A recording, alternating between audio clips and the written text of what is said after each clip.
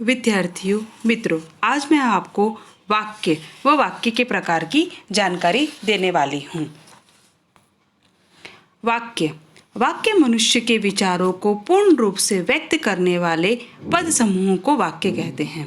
मनुष्य अपने विचार व्यक्त करते हैं। जो विचार वो व्यक्त करते हैं उसे हम क्या कहते हैं? वाक्य के माध्यम से अपने विचार व्यक्त करते हैं।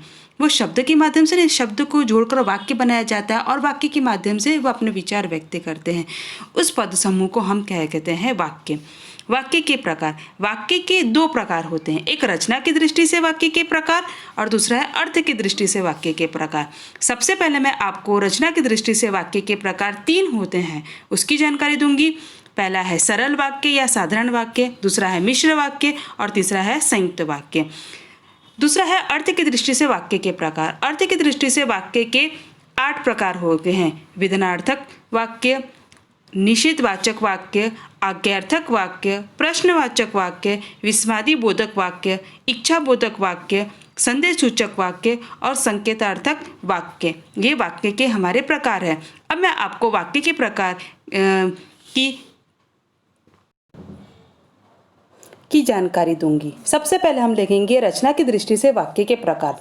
उसके 3 प्रकार मैंने आपको पहले भी बताया था। सबसे पहले लिखेंगे सरल वाक्य या साधारण वाक्य। सरल वाक्य, जिस वाक्य में एक उद्देश्य और एक विधेय होता है उसे हम साधारण वाक्य या सरल वाक्य कहते हैं। जैसे मोहन स्कूल जा रहा है, एकदम सरल वाक्य है। इस सरल शब्द का प्रयोग हम आए दिन करते रहते हैं। जैसे कि सफ़ेद हंस मानसरोवर में विहार कर रहे हैं, यानी कि कुछ वाक्य इतने सरल रहते हैं उसे हम क्या कहते हैं? सरल वाक्य। यहाँ पर मोहन, आपको जो मोहन दिया है, मोहन और स्कूल जा रहा है, इसे हम 2 भाग में विचारें, यानी कि मोहन क्या होगा? हमारा उद्देश्य, और स्कूल जा रहा है ये हमारा क्या होगा? विधेय। जिस वाक्य को सरल रूप में व्यक्त किया जाता है उसे हम सरल वाक्य कहते हैं। दूसरा संयुक्त वाक्य, जिसमें 2 या अधिक सरल वाक्य किन्हीं योजकों द्वारा, अब योजकों यानी कौन हो सकता है? योजकों यानी कि और, तुम, और, व, अथवा, ये जोड़ा जाता है। योजकों द्वारा जुड़े हो उसे हम क्या कहते हैं? संयुक्त वाक्य कहते हैं। जैसे वर्षा हुई और मोर नाच उठे, यह 2 सरल वाक्य है। जैसे क्या बताया गया है आपको? वर्षा हुई, मोर नाच उठे। मैं इस तरह से बोलूँगी तो हमारा वाक्य नहीं होगा। यहाँ पर मैं बोलूँगी वर्षा हुई और मोर नाच उठे। यहाँ पर जब हम और जुड़ते तो हमारा वाक्य पूर्ण बनता है, तो इसे जोड़ा गया है, वर्षा हुई और मोर नाच उठे, यानी कि यहाँ पर और शब्द को क्या किया गया है? संयुक्त, यानी कि इसको जोड़ा गया है, इसलिए ये कौन सा वाक्य हुआ? हमारा संयुक्त वाक्य। इन दोनों वाक्य में और योजकों से जुड़े हुए, इसलिए हमारा संयुक्त वाक्य है। संयुक्त वाक्य में हम और, परंतु, लेकिन, किंतु, तथा, एवं, अथवा आदि योजकों का प्रयोग करके उसे जोड़ते हैं और संयुक्त वाक्य हम बनाते हैं। उसके बाद हम मिश्र वाक्य। अब मिश्र वाक्य, जिस वाक्य में एक प्रधान उपवाक्य के साथ एक या अधिक गौण उपवाक्य, ध्यान दीजिए, अधिक गौण उपवाक्य उस पर आश्रित होते हैं, उसे हम क्या कहते हैं? उसे हम कहते हैं मिश्र वाक्य। जैसे दिया है, महात्मा जी ने कहा है कि अहिंसा परम धर्म है। यहाँ महात्मा जी ने कहा है, ये हमारा कौन सा वाक्य है? ये हमारा है प्रधान उपवाक्य। उसके बाद क्या कहा है? ये हमारा क्या है? गौण उपवाक्य, यानी कि ये क्या हुआ? मिश्र वाक्य। वाक्य क्या हो गए? हमारे मिश्र हो गए। उसी तरह हम उदाहरण एक दे सकते हैं, जो बच्चा साइकिल सीख रहा है वह 7वीं में पढ़ता है, तो ये भी वाक्य क्या हो गया? हमारा मिश्र हो गया। दूसरा और देखें, मैंने सोचा था कि बड़ा होकर डॉक्टर बनूंगा, तो ये क्या हो गया? हमारा मिश्र वाक्य हो गया। तो ये मिश्र वाक्य तक के मैंने आपको समझा दिया है। अब हम अर्थ की दृष्टि से वाक्य के प्रकार देखेंगे। अर्थ की दृष्टि से वाक्य के 8 प्रकार है। सबसे पहला प्रकार है विधानार्थक वाक्य। जिस वाक्य में सामान्य रूप से कोई बात कही जाए, सामान्य रूप से कोई भी बात कही जाए, उसे हम क्या कहेंगे? विधानार्थक वाक्य। जैसे दिया है, राम किताब पढ़ रहा है। यहाँ पर क्या दिया है हमारा? राम किताब पढ़ रहा है। माँ खाना बना रही है। तो ये कौन सा वाक्य है? यानी कि सामान्य रूप में कोई बात कही जाए या बात का होना या करना सामान्य रूप में पाया जाता है, उसे हम क्या कहते हैं? विधानार्थक वाक्य कहते हैं। दूसरा है निषेधवाचक वाक्य।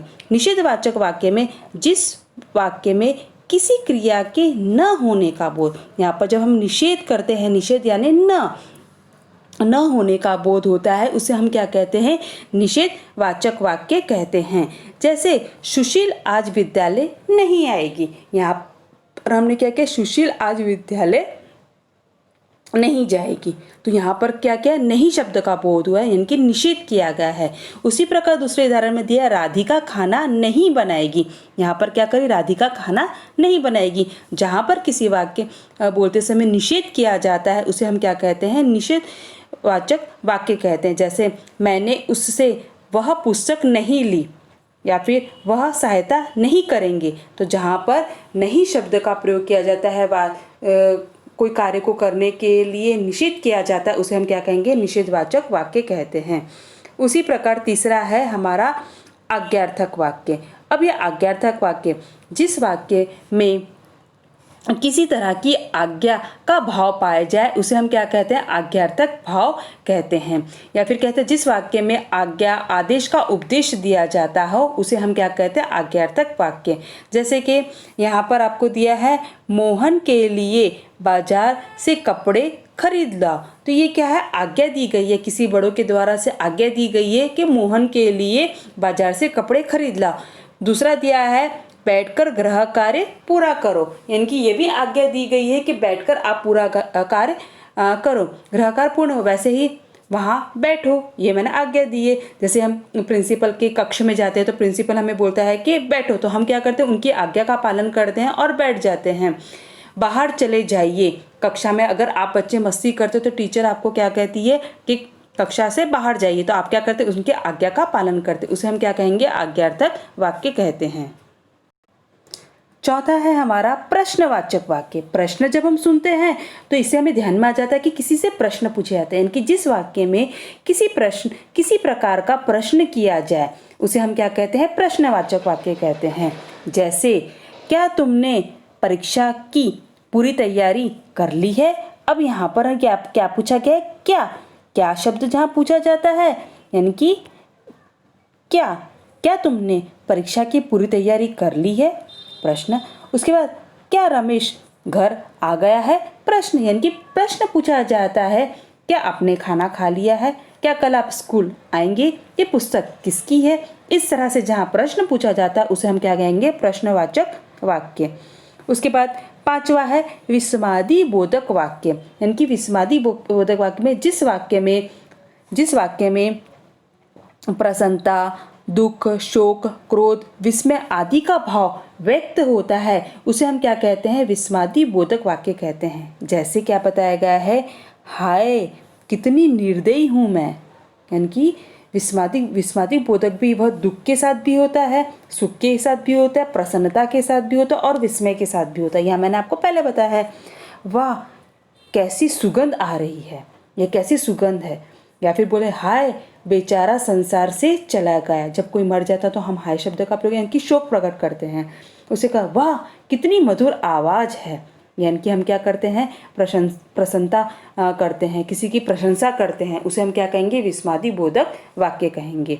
उसके बाद है इच्छा बोधक वाक्य। अब इच्छा शब्द होती है तो हमें ध्यान में आ जाता है कि जिस वाक्य से इच्छा अथवा आशीर्वाद प्रकट हो, उसे हम क्या कहेंगे? इच्छा बोधक वाक्य। जैसे कि उदाहरण है काश मैं उड़ सकता। बहुत से छोटे बच्चे रहते हैं, उनकी इच्छा रहती है ना कि काश मैं परी से मिल सकता, काश मेरे पास बहुत पैसे होते।